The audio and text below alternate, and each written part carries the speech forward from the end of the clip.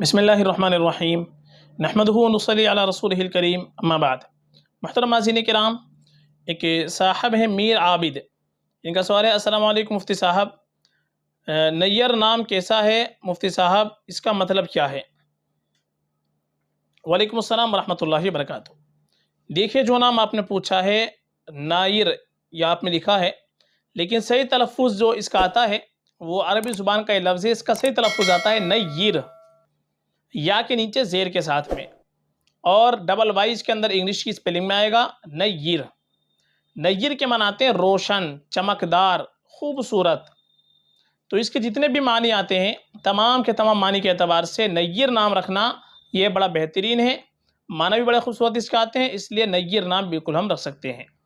زیادہ بہتر ہمارے لیے یہ ہوتا ہے کہ اپنے بچوں کے ہم نام رکھیں تو انبیاء کرام علیہ الصلوۃ والسلام کے ناموں پر نام رکھیں، صحابہ رضی اللہ عنہم اجمعین کے ناموں پر نام رکھیں، جو نیک لوگ گزرے ہیں ان کے ناموں پر نام رکھیں، یہ اور بہتر ہے، باعث برکت ہوتا ہے۔